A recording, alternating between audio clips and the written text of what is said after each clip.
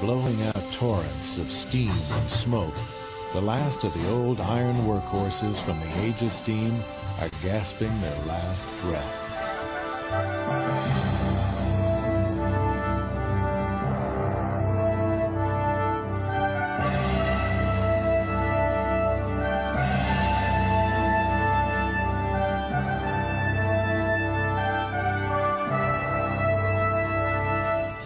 For over 100 years, the steam locomotive represented the most efficient means of overland transportation.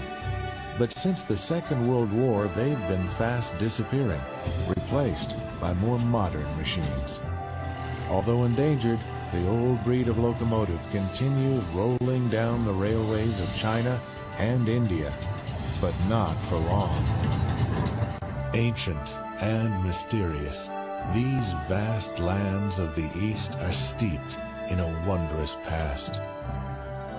Once the cradle of civilization, they now stand as the last strongholds for the vanishing era of steam. Follow us now as we journey through the cold northern frontiers of China and the windswept deserts of India for a rare glimpse into the last great empires of steam.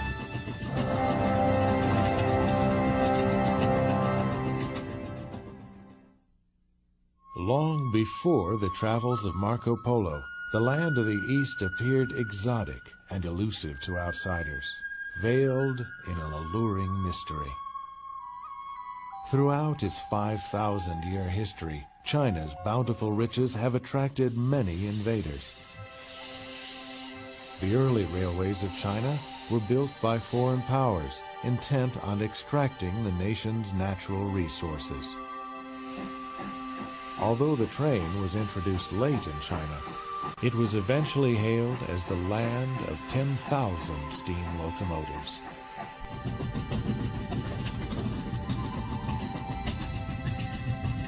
In northeastern China, the village continues to be the focal point in the daily lives of a strong and patient people.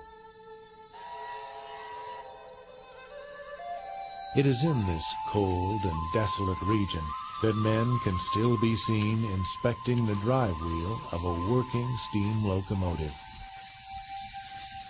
With winter temperatures plummeting to 40 degrees below zero, encasing metal with ice, superheated steam from locomotives bursts into wildly billowing clouds that can be seen for miles.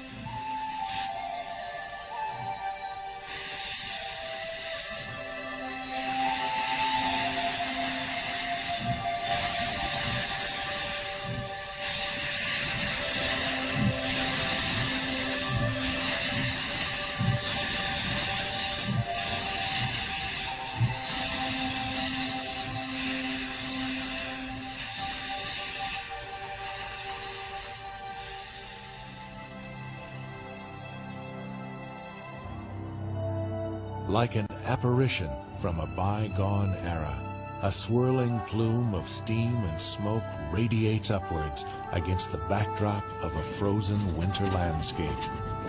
This QJ-class locomotive is one of the few steam trains that linger on here in the farthest reaches of China.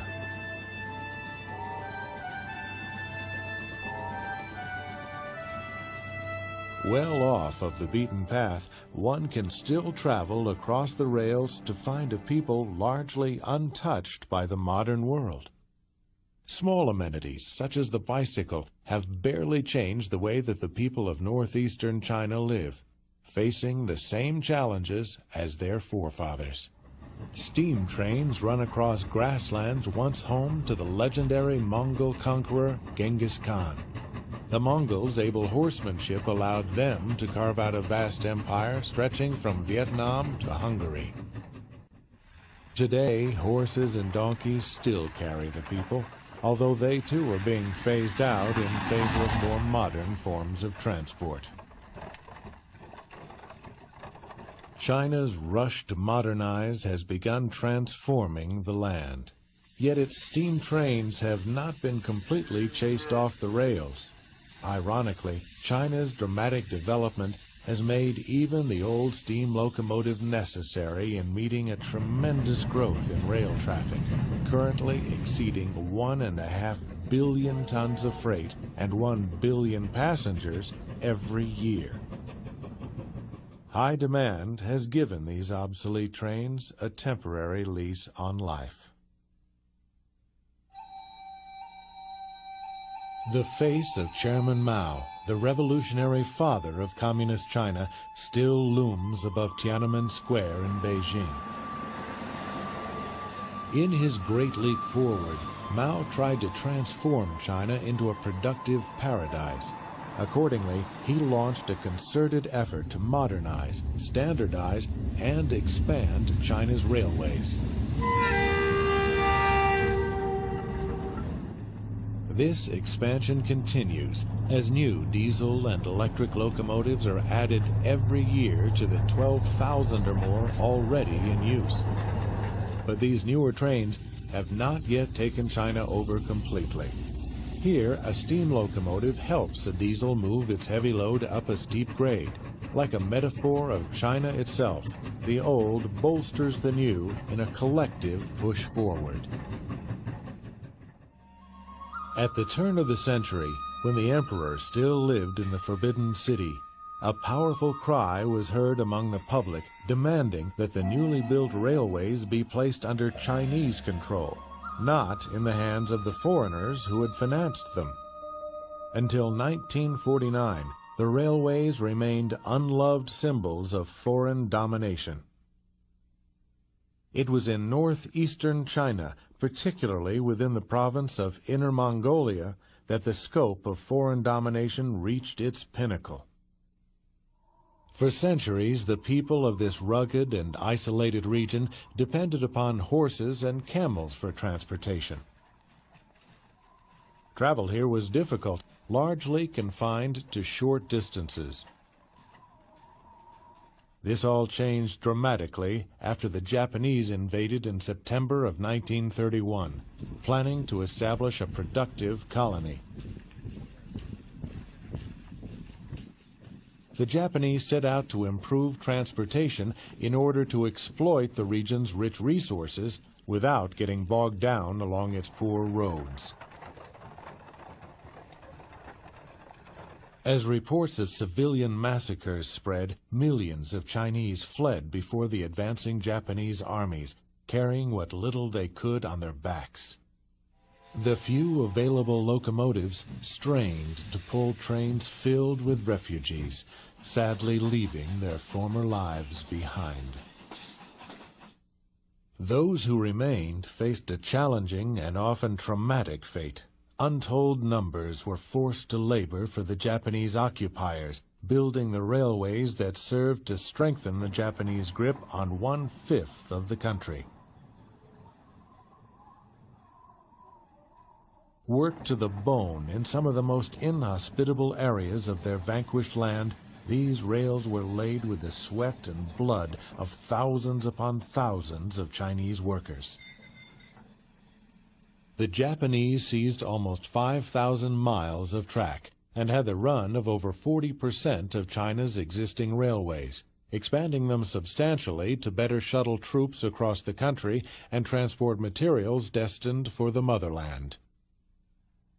Massive mines were blasted into existence, yielding vast quantities of coal. The Japanese warlords enjoyed the fruits of their Chinese subjects' backbreaking labor.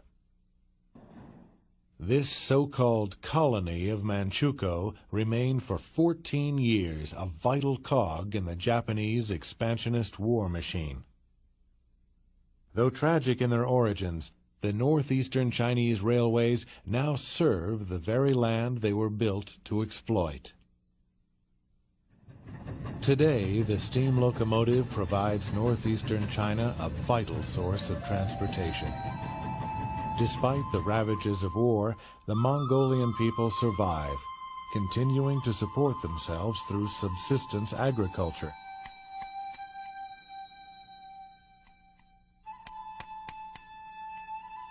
Still, change has come slowly to a place where the automobile is rare the donkey cart common. Fathers continue to teach their children how to care for the animals upon which they rely, and children are treasured as parents are allowed only one.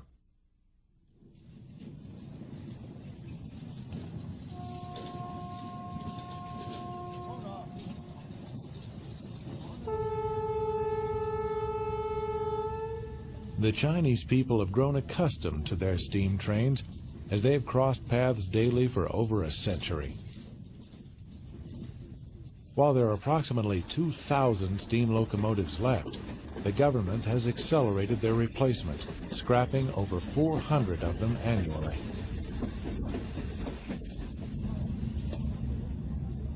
China's countless local markets, such as this one in Chifeng, boast a bountiful cornucopia of fresh produce carried here by train from farms across the country.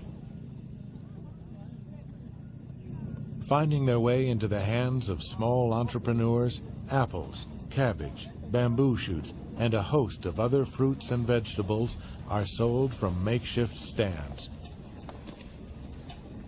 Most are family-owned and operated.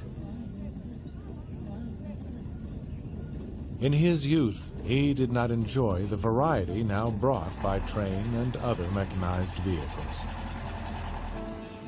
While facing imminent signs of danger, the old steam locomotive continues operating as a useful part of China's transportation system. Today, its use is largely limited to the open expanses of rural China.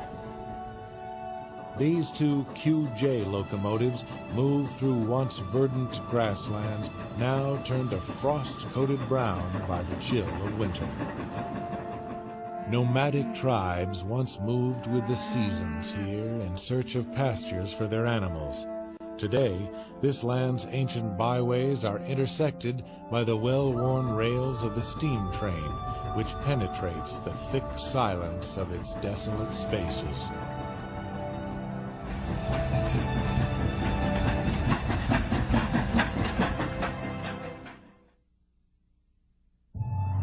It is in the Great Wall, besieged for centuries by man and nature, that one finds the monumental symbol of the Chinese people's enduring resilience. The city of Chengde in northern China is home to one of the last strongholds of steam train activity in the world. Bathed in the early morning light of an eastern sunrise, an SY locomotive erupts in near volcanic displays of superheated smoke and steam.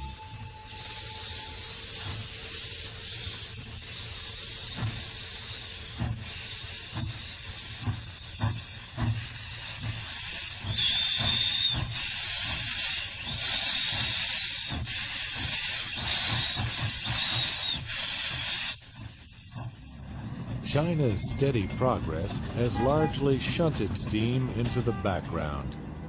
Racing headlong towards the future, the Chinese people have eagerly embraced the modern while continuing to rely upon old strengths.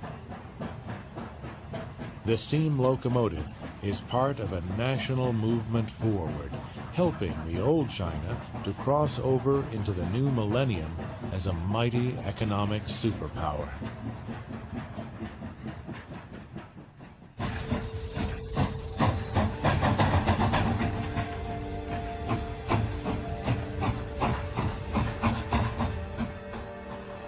Despite its bad reputation as a polluter, the Chinese rely upon their vast reserves of coal to fuel much of the country. The sight of men unloading coal from railway cars is a common one, as blackened workers labor amidst the soot and dust.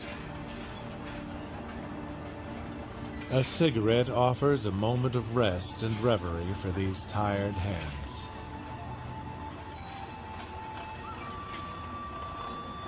In the areas where steam still hangs on, there's plenty of coal and water, the two things needed to run a steam locomotive.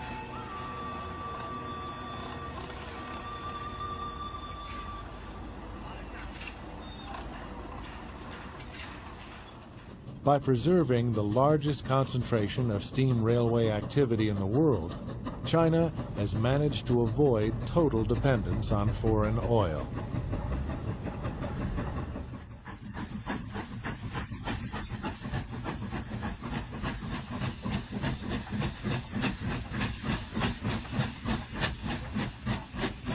These railway cars, brimming with their full load of coal, are headed south, destined perhaps for the large industrial cities that have sprung up along the coast. Until cleaner-burning fuels are embraced, countless tons of coal will continue to be carried by train and consumed by a fuel-hungry nation.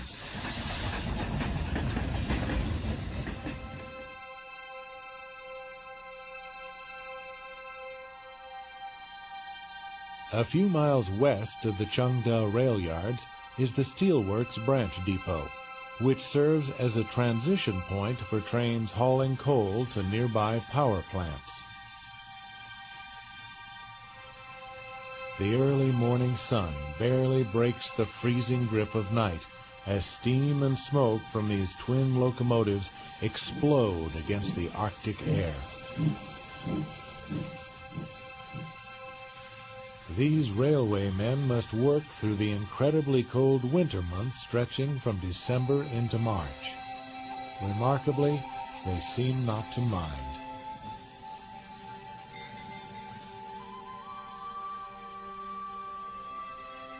Rare SY and JS class steam locomotives still abound here, unlike the rest of China, where modern trains now prevail. As the last of the steam locomotives rolled off China's assembly lines in the 1990s, their days are clearly numbered.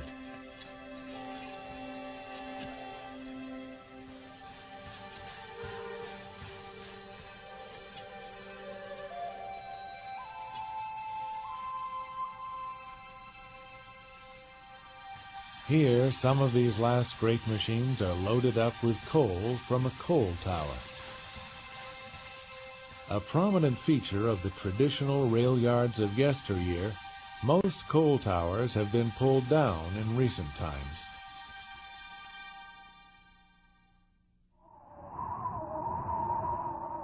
Little rain falls on the province of Inner Mongolia. With winter comes the life-giving snows, swept by strong winds blowing down from Siberia, encasing the countryside in an impenetrable Arctic chill. Temperatures here frequently drop to 40 degrees below zero. Breaking the stillness of this Ice Age landscape are the largest and most powerful steam engines working China's rails, the mechanical mastodons of the legendary QJ class. In the upper reaches of Inner Mongolia, 580 miles of track circulates life between the cities of Tongliao and Jining. Remarkably, this line is 100% steam-operated and is serviced by the Daban rail yards, perhaps the largest facility of its kind left anywhere in the world. It's here that the giant 135-ton QJ class of steam locomotives are kept alive and well by a trained army of workers. Moving parts, like the QJ's 59-inch drive wheels, are carefully inspected for any problems. Valves are examined closely, then tightened.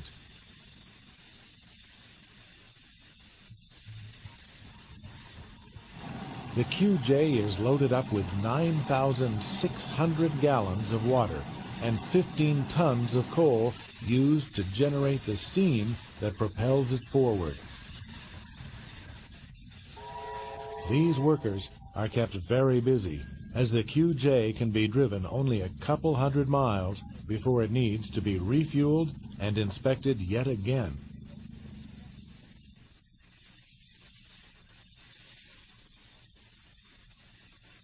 Ice can dangerously build up in this harsh climate. A torch comes in handy at getting a frozen valve unstuck and back in working order. These workers take great pride in their machines, maintaining them meticulously with the same care that one might apply to a classic car. First built in 1959, the last QJs rolled off the production lines in 1988. With exceptional attention to detail, no part of the train escapes scrutiny in the final inspection at the Dambon rail yards. These well-serviced trains are almost ready to go as they sit and slowly build up enough steam pressure to move on their way once again.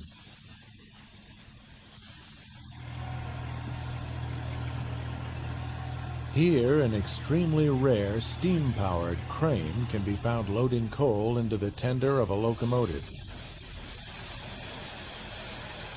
Like all other recently built steam depots in China, Dambon lacks the impressive hardware that used to be found around steam locomotives. Gone are the old coal towers, ash hoists, and turntables. Instead, coaling and ash disposal is handled by self-propelled cranes such as this one.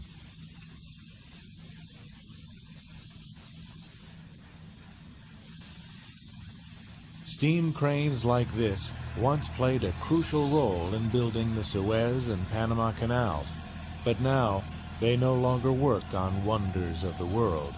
Like the locomotive it services, the steam crane is yet another of China's vanishing relics. Although Dambon appears formidable from a distance, history is set to overtake this last stronghold of steam.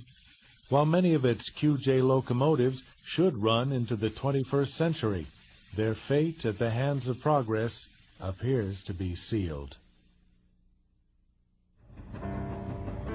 Until the steam locomotive came along, the main means of moving people and hauling loads was provided by either human or animal power. After more than 120 years of continuous progress, world steam locomotive development practically stopped in 1950. Except in China, where steam continued to expand across the landscape. In 1995, a 100% steam-operated line was completed and opened to the world. In northern China, along the Tungliao-Jining line, the adventurous spirit can ride through the formidable Jinpang Pass, the last great steam-powered mountain line built anywhere in the world.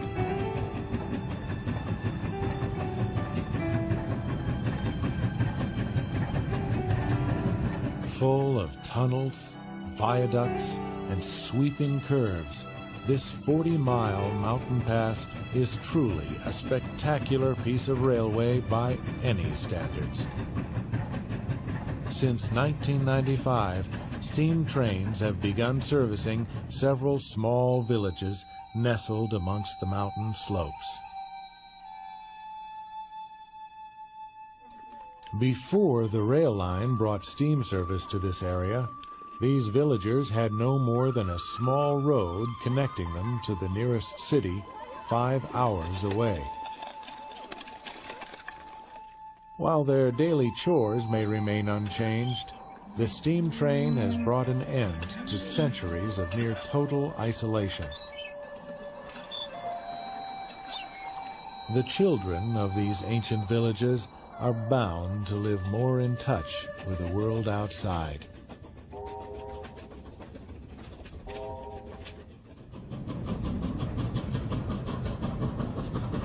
The grades of the Jinpang Pass are so steep that most freight trains require at least 2 massive QJ steam locomotives to make it up to the summit.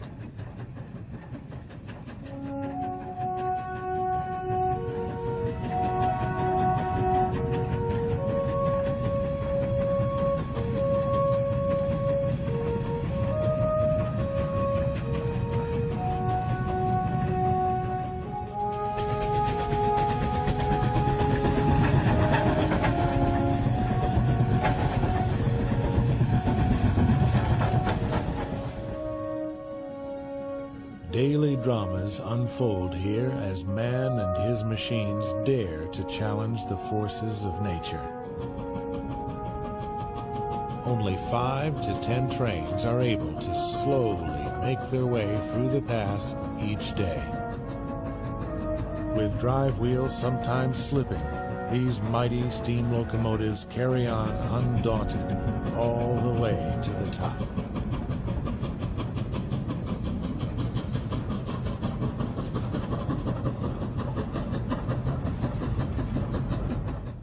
Upon conquering the summit of the Jinpang Pass, the engineer eases his train into the siding, allowing other trains the opportunity to pass. These sturdy workers diligently attend to their locomotives, seemingly impervious to the bone-chilling temperatures present at this lofty summit.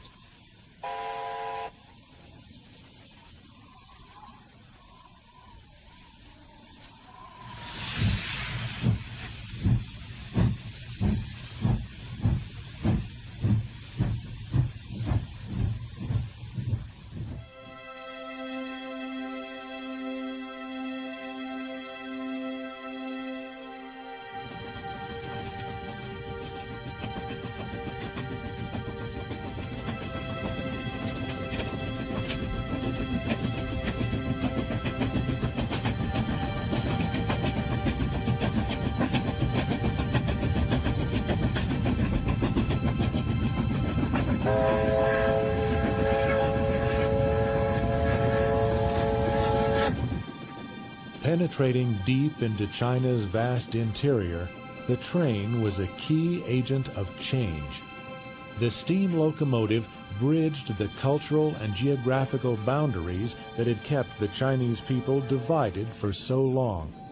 To unfamiliar eyes, the first sight of an approaching train was a phenomenon unlike any encountered before. A magical, fire-breathing creature, an object made of iron that had somehow sprung to life. Though the train was not conjured up by a sorcerer, it left almost nothing it touched unaltered, and that was its magic. More than anything else, the steam train transported the modern world to the rural lands of ancient China, intertwining the nation in a giant web of steel. The steam locomotive is so much a part of the soul of the nation that the landscape has become almost unimaginable without it, until now. Dying a slow death, it's likely to succumb to its own obsolescence sooner than it will fall to rust. While some of China's steam locomotives could continue plying the rails for years to come, they are destined to exist only in the pages of history books. In India, that time has come today, and the final hour of the steam locomotive is now at hand as our journey continues. India, a magical nation created out of a wild mixture of people and places spread out over a subcontinent and woven together along 40,000 miles of track. As in China, the railways of India were instrumental in bringing the nation together and pushing it towards the modern age. No other people in the world depend more heavily on their railways than the Indians, with almost 4 billion passengers riding the trains annually. Poverty forces many to travel on foot, and over 50 Indians are killed every day along the rails. Nonetheless, India's railways are a source of national pride. The steam train has already vanished from most cities across the country. It is only in a handful of states, such as Rajasthan, that the wayward traveler might find one of India's few remaining steam locomotives. In the Rajasthani desert, small villages stand like isolated islands, miraculously supporting life.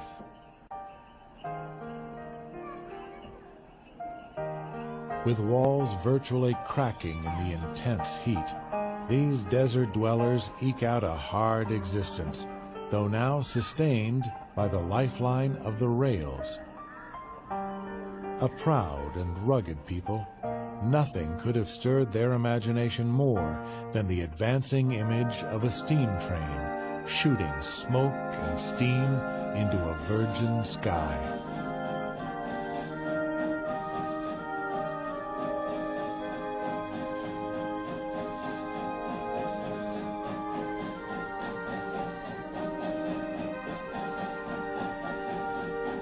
Since 1853, the steam train has been a moving part of India's enchanted landscape. Bracing for the 21st century and the projected explosion in passenger and freight traffic, the Indian railways have launched a program of modernization and expansion that will eliminate steam. Once a symbol of progress and the pride of the nation, India's steam locomotives are now rapidly being scrapped. But a few dozen locomotives still survive. Nonetheless, by the year 2000, there will only be a single steam line left in all the country. These, then, are passing sights.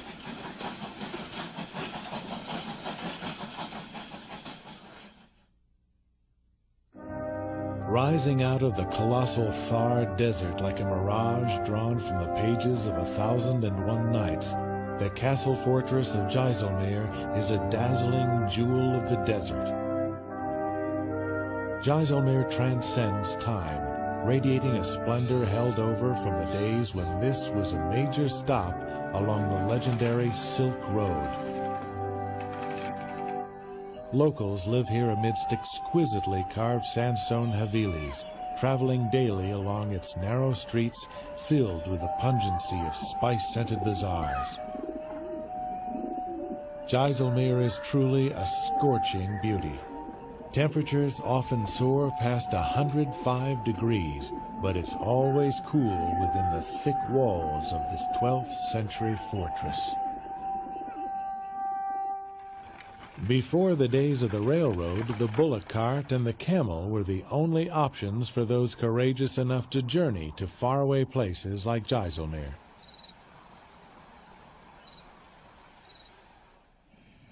India's railways were introduced during the days of the British Raj, transforming the nature of travel here dramatically.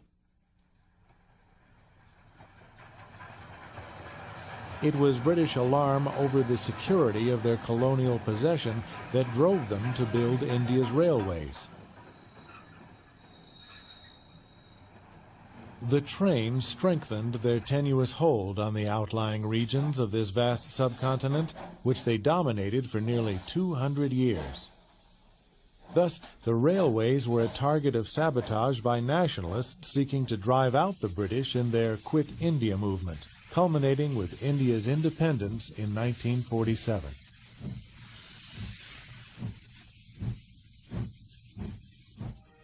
The National Rail Museum in New Delhi pays homage to the days when the steam train reigned supreme. Over 24 steam locomotives from India's railroading past have been painstakingly preserved and proudly put on display. Although many of these locomotives were built at the turn of the century, Indian steam power actually reached its zenith in 1964, with close to 11,000 locomotives riding upon 4 different gauges of track.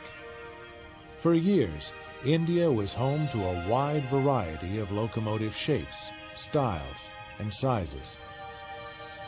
Besides carrying freight and passengers, the Indian railways figured prominently into the military strategy of the British. These armored cars were dispatched to hot spots like the northwestern frontier, where British soldiers were sometimes greeted by the resounding clank of bullets hitting the armor. But these sounds are now distant echoes, as the sun set long ago on the British Empire. No longer are the Indian railways dominated by companies headquartered in London, whose long-defunct names still grace these colorful emblems. After independence, India's 42 separate railways were nationalized. The museum celebrates India's diverse railway heritage by keeping these iron artifacts intact. Jaipur, the rail hub and capital of Rajasthan, is known as the Pink City. Camel carts drawn along its broad avenues add to Jaipur's exotic atmosphere. The city is swept in pink, a color traditionally symbolizing hospitality. Its glow radiates from the Palace of the Winds, built in 1799 for the ladies of the Maharaja. Jaipur's city palace stunningly blends Rajasthani and Mughal architecture. Safely guarded, the son of the last Maharaja still dwells within its opulent interiors. Just a short elephant ride from Jaipur is the formidable Amber Fort, built in the 16th century by an astronomer prince to symbolize the sacred order of the cosmos. Bristling with terraces and ramparts, this hilltop fort was a military stronghold of the Mughals.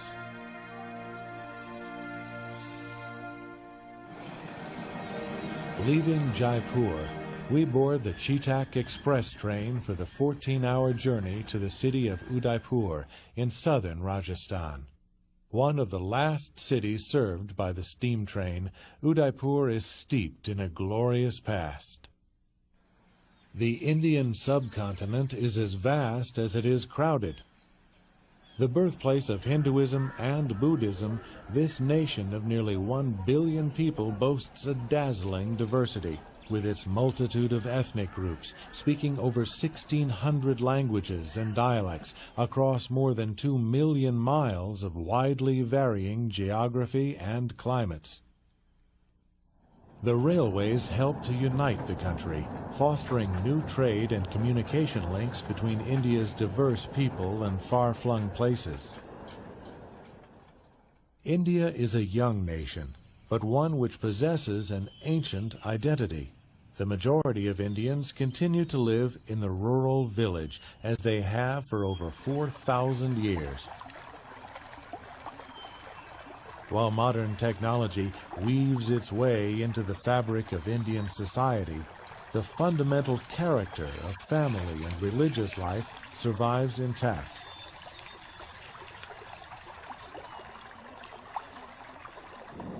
Though a major agent of change, the railways have not stopped life from going on here much as it always has.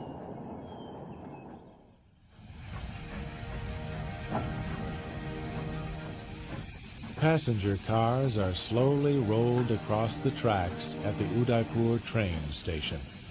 This city in southern Rajasthan still uses a few steam locomotives, largely for arranging the rail cars that make up the trains. Many of India's remaining steam locomotives have been relegated to this diminished role of shunting, an ignoble fate for these once mighty machines.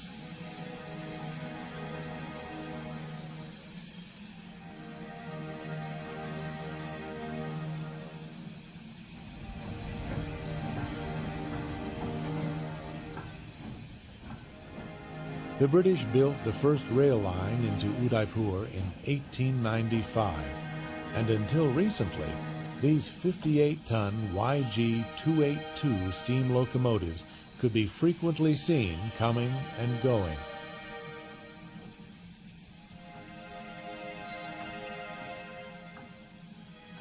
But as time only moves forward, these machines are being left behind in the wake of change. As Udaipur's urban and industrial sprawl spreads beyond the city's original boundaries, a great deal of the past is being swept from this historic place.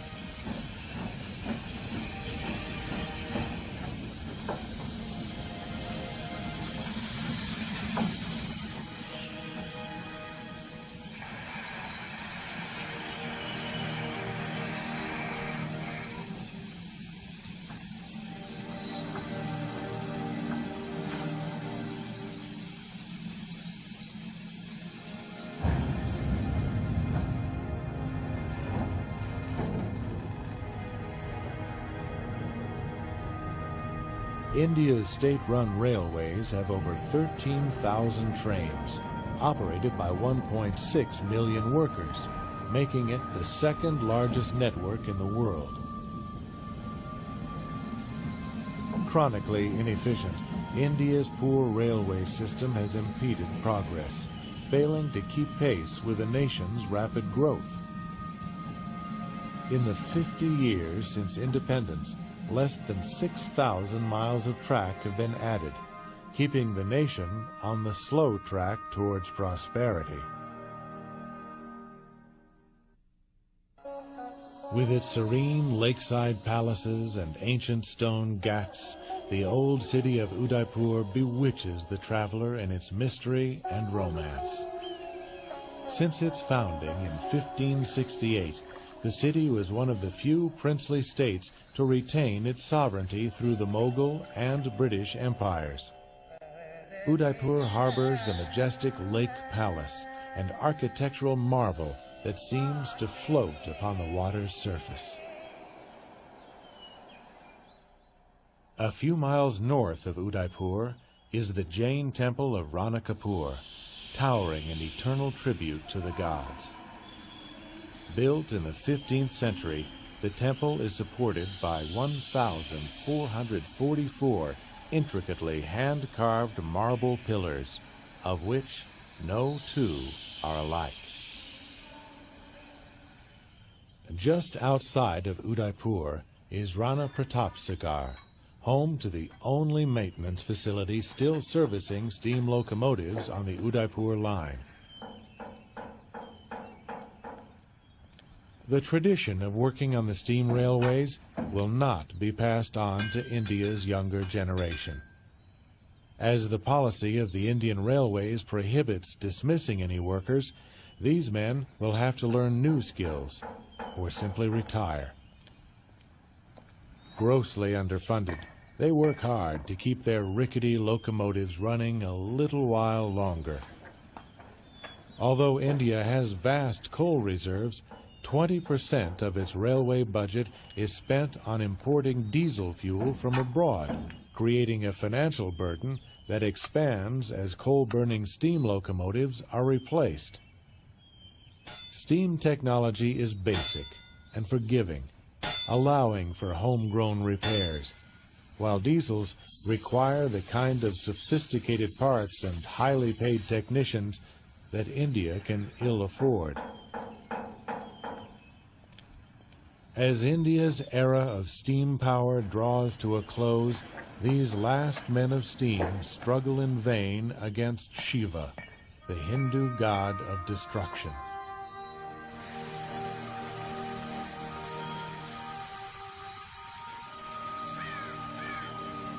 Soon this engine will be solemnly wheeled to face the executioner's blowtorch in this steam locomotive graveyard. Here, at the end of the line, the locomotives sit in an eerie silence, waiting. One by one, they will be sliced apart and sold for scrap, until there will be not a single one left in all the country.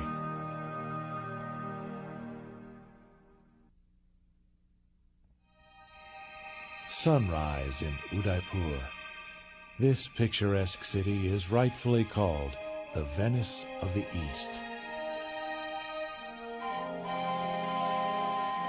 A locomotive's horn echoes off the surrounding hills, announcing the departure of train number 222.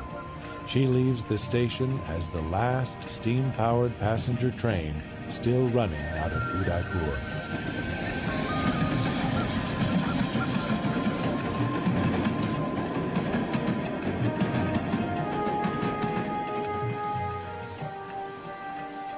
Once, passenger trains like this proudly carried India's founding father, Gandhi, as he traveled across the land, rallying his countrymen around the cause of Indian independence.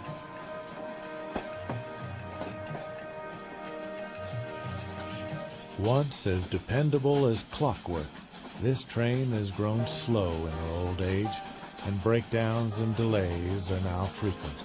only a shadow of her former self, she is gasping her last breath.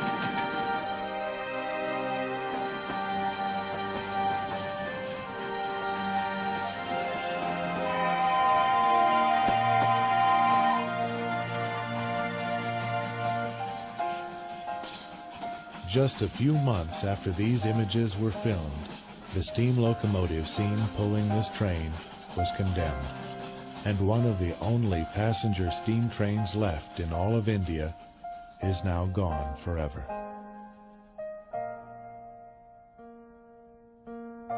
India is a nation rooted in the past, yet firmly on the road to modernity. Much of the country's roads and railways were inherited from the British. Overburdened and under-maintained, modern changes are being made to improve efficiency.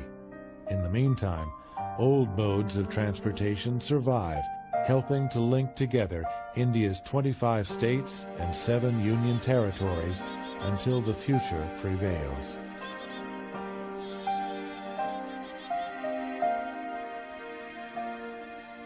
As the curtains close on the great steam railways of India, we glimpse the last vestiges of a vanishing time that will soon become no more than a footnote in history.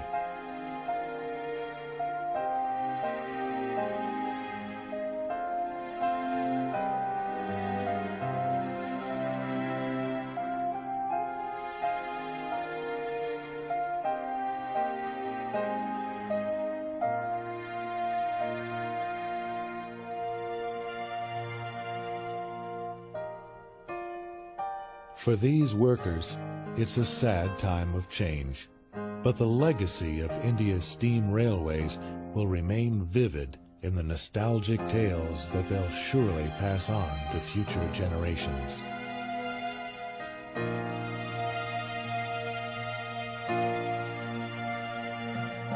Having helped unite and sustain the Indian people for nearly a century and a half, the steam locomotive deserves a hallowed place alongside the other great heroes of the nation.